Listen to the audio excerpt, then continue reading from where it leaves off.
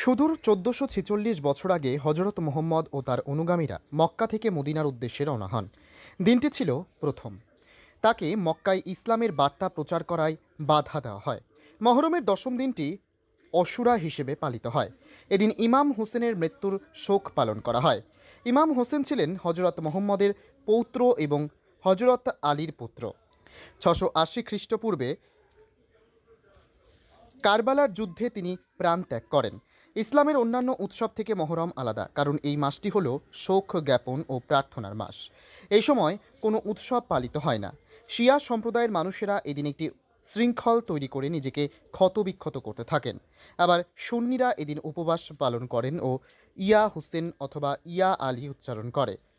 মহরমের প্রথম দিন ৭ মহরম হিসেবে পরিচিত। ১০ মহরমের দিন তাজিয়া নিয়ে বের হয় শোভাযাত্রা। বুধবার এই মহরমের মিছিলে বেশিরভাগ কমিটিতে দেখা গেল ধর্মাবলম্বী পতাকার পাশাপাশি ভারতের জাতীয় পতাকাও। কমিটির পক্ষ থেকে জানা গেল মুসলিম সম্প্রদায়ের শোকের মিছিল, কিন্তু এটা ভারতবর্ষ, এখানে হিন্দু মুসলিম সব ধর্মের মানুষ বসবাস করেন। চন্দননগরের মহরমের মিছিলে ভারতের জাতীয় পতাকা থাকবেই। মহরম উপলক্ষে জনসমাগম হয় হুগলির ইমামবাড়ায়। তাজিয়া নিয়ে শোভাযাত্রা শুরু হয়। তবে বুধবার দশম দিনে মহরমকে সামনে রেখে বহু মানুষ ভিড় জমান ইমামবাড়ায়।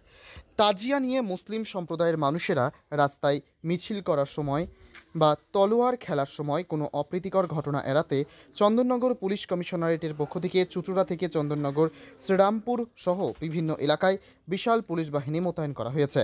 ইমামবাড়া সহ চুঁচুড়া ও চন্দননগর থেকে তাজিয়া নিয়ে রাস্তায় লাঠি খেলা দেখাতে দেখাতে মুসলিম সম্প্রদায়ের মানুষেরা হুগলি, চুঁচুড়া, খারবালা মাঠে এসে পৌঁছায় এবং নিজেদের মধ্যে তলোয়ার সহ লাঠি খেলায় মেতে ওঠেন। এমনকি তলোয়ার খেলায় সময় নিজেদের বুক ও পিঠে চিড়ে যায়। বুধবারের এই দিনে সাধারণ মানুষ রাস্তার দুধার থেকে শুরু করে হুগলির ইমামবাড়া, কারবালাতে ভিড় জমান। এদিনের এই শোক মিছিলে অংশ নিয়েছেন চন্দননগরের মেয়র রাম চক্রবর্তী, হুগলির সাংসদ অভিনেত্রী রচনা বন্দ্যোপাধ্যায় সহ বিভিন্ন বিশিষ্ট ব্যক্তিবর্গ। হুগলির চন্দননগর থেকে বিবি চক্রবর্তী রিপোর্ট, টাইমস 14 বাংলা। আপনি কি কিডনির রোগে ভুগছেন? তাহলে আর দেরি না করে আজই আসুন আপনার এলাকার একমাত্র বিশ্বস্ত প্রতিষ্ঠান জীবন রেখাতে।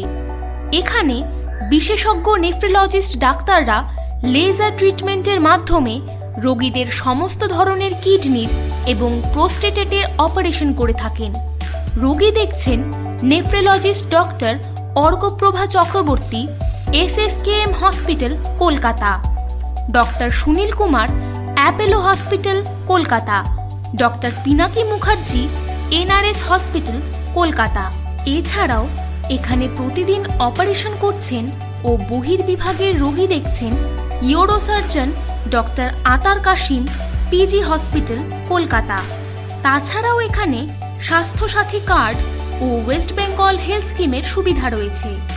আমাদের ঠিকানা রায়গঞ্জ, উকিলপাড়া।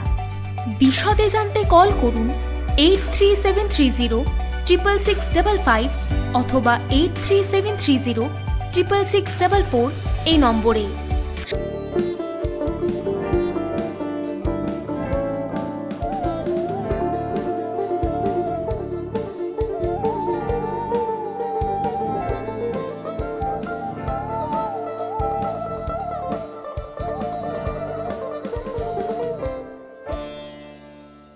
আপনি কি চাকরি পরীক্ষার্থী? চাকরি পরীক্ষার বই খুঁজছেন? তাহলে আজই চলে আসুন সৌরভ বুক অ্যান্ড ম্যাগাজিন সেন্টারে। এখানে BSc, WBCS, bank, rail, ICDS, nursing, ANM এবং GNM সহ কেন্দ্রীয় ও রাজ্য সরকারি সকল চাকরির পরীক্ষার বই ও ম্যাগাজিন পাওয়া যায়। আমাদের ঠিকানা হরিমোড়, মোহনবাটি, রায়গঞ্জ। বিস্তারিত জানতে যোগাযোগ করুন 9002904090 অথবা 9434347016।